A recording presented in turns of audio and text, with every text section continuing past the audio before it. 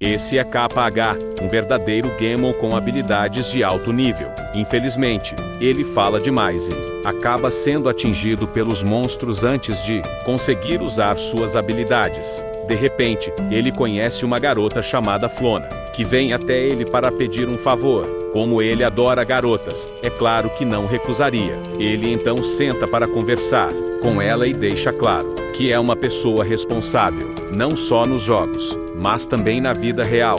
Imediatamente, ela revela que o favor que quer pedir é na vida real. Ele fica animado e feliz, pois pensa que, depois de quase 20 anos solteiro, finalmente poderá experimentar como é ter uma namorada. Flona diz que espera que ele a ajude, porque, se ele conseguir, ela está disposta a abrir mão de algo muito importante. Ele pergunta onde irão se encontrar, e ela responde que será em breve.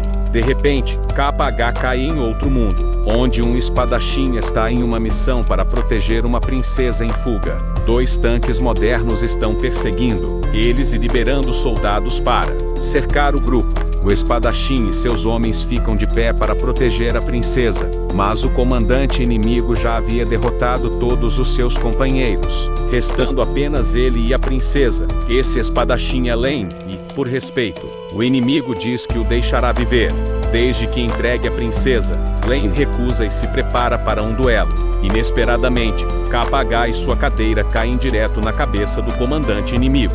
Lane rapidamente leva a princesa embora, mas ela pede que ele salve KH também. Então, ele joga uma corda e o puxa. A partir daí, KH começa a ser bombardeado com perguntas sobre quem ele é, de onde veio e o que era aquela luz em que apareceu. Mas, na verdade, é ele quem quer saber onde está. Uma garotinha aparece e dá um soco nele para provar que aquilo não é um sonho. Ele está prestes a revidar quando Lane o ameaça, dizendo que aquela é a princesa, Peria. KH não acredita que uma garotinha tão violenta seja a princesa, porque, para ele, a princesa parecia mais com Maria, a criada da princesa. Porém, Maria não é realmente uma garota, e KH perde toda a fé na vida quando descobre isso. Ele acabou caindo em uma situação confusa e conhecendo pessoas bem estranhas. Enquanto isso, o rapaz de cabelo azul volta para relatar ao comandante a falha da missão, dizendo que foi pego de surpresa por um estranho. O comandante, curioso, quer saber quem poderia derrotar seu subordinado assim. Durante esse tempo, KH descobre que Lane está escoltando a princesa até um casamento com um país vizinho para formar uma aliança, e que os inimigos eram rebeldes insurgentes. Para ele, a princesa parece ser mais velha, mas descobre que a garotinha tem apenas 8 anos. Ele acha isso ilegal, mas a princesa afirma que está tudo bem. Querendo recompensar KH,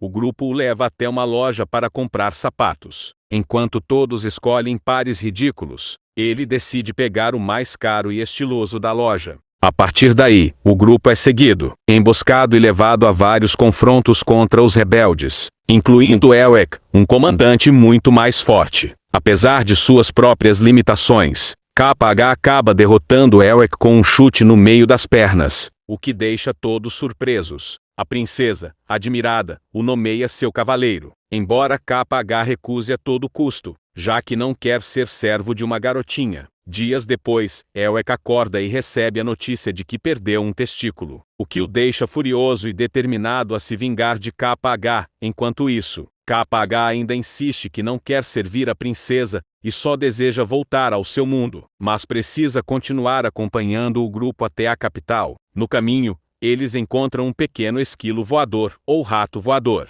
que Maria e Lane querem adotar, mas KH insiste em expulsar, alegando que não se deve tirar animais de seu habitat natural. Porém, o bichinho insiste em ficar com KH, o que gera várias situações cômicas e discussões. Por fim, o grupo descobre que KH tem um trauma com animais de estimação. Quando criança, ele cuidou de 2 gatos abandonados, mas nunca recebeu carinho em troca. Por isso, ele se recusa a se apegar a animais novamente. Mesmo assim, seus companheiros tentam fazê-lo mudar de ideia e aceitar o pequeno esquilo voador. No grupo, KH então decide comprar alguns equipamentos de caça, já que não acredita que um jogador de topo na categoria Renton, como ele era, não conseguiria lidar com um animalzinho. Ele entra no quarto carregando uma rede para capturar o esquilo voador, mas é surpreendido por Maria, que aponta uma arma para ele, e exige saber o que ele estava planejando.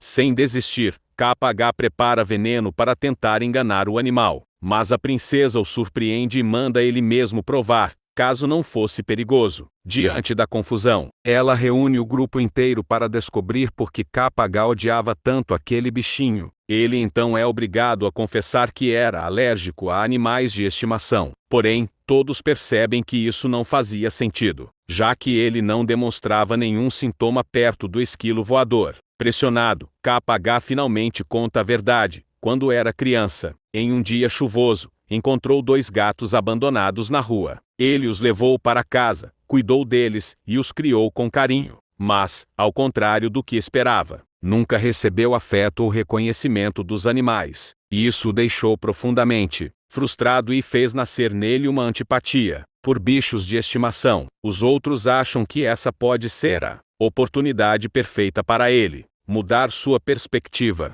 KH, hesitante, aceita ouvir o grupo e, em um gesto simbólico, estende a mão para fazer as pazes com o esquilo voador. No entanto, assim que ele se aproxima, o animal morde, deixando-o furioso. Com raiva, KH pega uma massa e ameaça lutar contra o bichinho. Ele declara que, se o animal perder, terá de desaparecer, e, se ele mesmo perder, o esquilo também terá que ir embora. Lane e Maria tentam convencê-lo a não ser tão mesquinho e a estabelecer condições justas, mas KH insiste em transformar aquilo em um desafio sério. KH então estabelece oficialmente as condições. O esquilo voador só poderá ficar se vencer o duelo contra ele. Determinado, ele encara o animal como se fosse um verdadeiro inimigo. Enquanto isso, Lane e Maria observam, tentando intervir para que a situação não saísse do controle. A princesa, no entanto, demonstra curiosidade e até diversão com a cena. KH, por sua vez, está completamente sério, como se fosse um combate de vida ou morte em um jogo. Ele avança armado, tentando capturar o animal, mas o esquilo voador se mostra incrivelmente ágil, desviando de seus ataques com facilidade. A cada falha, KH fica ainda mais irritado, acreditando que o destino está zombando dele. O confronto se torna uma cena caótica.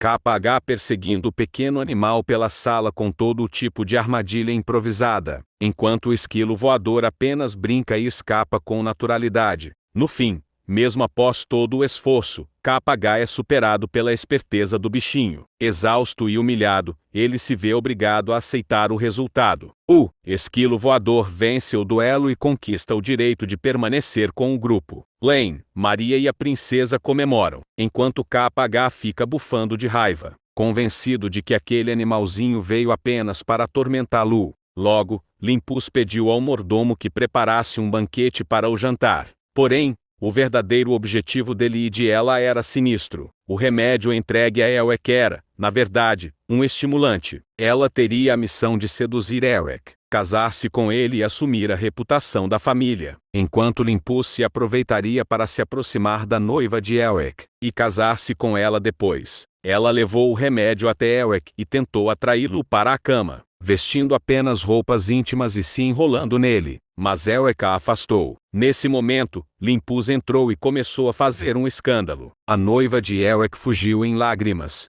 e Limpus zombou, dizendo que só um homem fraco naquela parte do corpo não seria afetado pelo remédio. Essas palavras atingiram Elwek em cheio, e ele desafiou Limpus para provar sua inocência. Limpus aceitou e marcou o duelo na floresta no dia seguinte. Confiante, explicou a sua irmã que Elwek prezava pela honra, mas ele não e por isso venceria. A pessoa de cabelos azuis ouviu e contou tudo a Elwek, que já suspeitava, mas mesmo assim aceitou lutar, pois precisava encontrar uma forma de pedir desculpas à noiva. Na manhã seguinte, Elwek e a pessoa de cabelos azuis encontraram Limpus e sua irmã na floresta. Embora tenha sido revelado que tudo era um esquema, Elwek teve de aceitar a luta. No entanto, Limpus convocou um homem musculoso para lutar em seu lugar, e esse homem ainda chamou mais cúmplices, até que Elwek teve de enfrentar 7 adversários ao mesmo tempo. Mesmo assim, ele não se intimidou e derrubou cada um com um único golpe.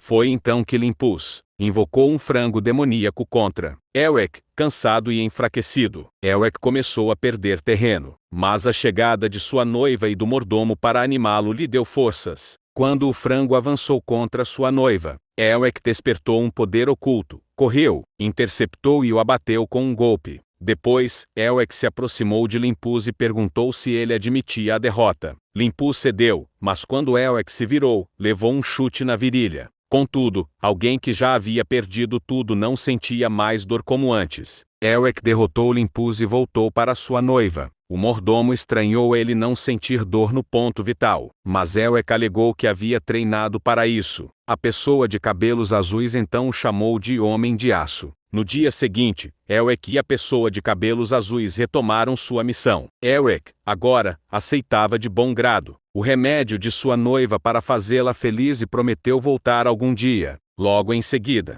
ele e a pessoa de cabelos azuis foram a uma fonte termal para purificar seus corpos. Enquanto isso, o Conselho Rebelde recebeu notícias de que a princesa estava sendo protegida por um guerreiro misterioso, que usava armas de energia. Sem informações sobre ele, decidiram enviar alguém para resolver o problema em segredo, temendo que, se Elric descobrisse, sua honra seria manchada. Para isso, soltaram um canibal da prisão para caçar o grupo de Capa. Já com o grupo de Capa, eles souberam do plano da princesa, levar Rei até a capital e encontrar uma forma de fazê-lo voar até a cidade celestial, pois lá poderiam ter respostas sobre sua queda do céu. Até lá, Rei faria o papel de guarda-costas dela. O canibal, no entanto, já havia localizado o grupo e os seguia. Mais tarde, eles chegaram a uma estalagem e decidiram pernoitar. Con perguntou a Len quanto tempo ainda levariam, e ele respondeu que 2 meses, se não houvesse imprevistos. Con reclamou por ser muito tempo, mas pediu a Rei que se concentrasse em proteger a princesa, já que ela confiava nele. De repente, Maria entrou correndo para anunciar que a princesa havia chegado naquela época. Con não entendeu, mas foi arrastado para ver.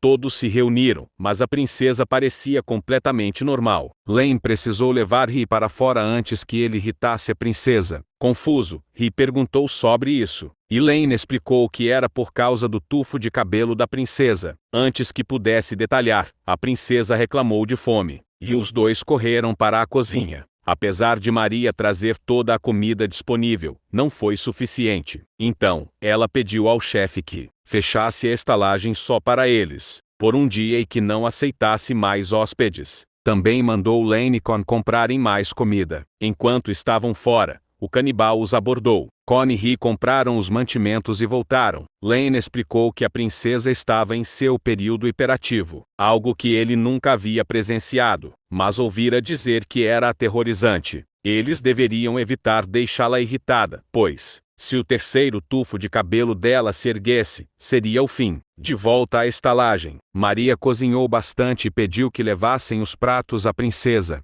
Mas, assim que colocaram a comida diante dela, desapareceu em um instante. Rei teve de correr de volta à cozinha. Quando retornaram à cozinha, Maria havia preparado ainda mais comida, mas, assim que colocavam os pratos diante da princesa, ela desaparecia instantaneamente. Con percebeu que precisava voltar à cozinha novamente para buscar mais comida. As mãos de Maria tremiam de tanto esforço. Enquanto isso, fora da estalagem, o canibal continuava observando e seguindo o grupo, esperando a oportunidade perfeita para atacar sem ser visto. Con e Rei, carregando os alimentos, voltaram à princesa, e Len explicou que ela estava em seu período hiperativo. Embora ele nunca tivesse presenciado isso pessoalmente, ouvira relatos de que era algo assustador. Eles precisavam evitar irritá-la, pois, se o terceiro tufo de cabelo dela se levantasse, tudo estaria perdido. A princesa devorava tudo que recebia, pedindo por porções cada vez maiores. Con colocava os pratos à sua frente, e eles desapareciam em segundos. Rei teve que voltar à cozinha diversas vezes para garantir que a princesa tivesse comida suficiente. Enquanto isso, o canibal, já próximo, observava silenciosamente.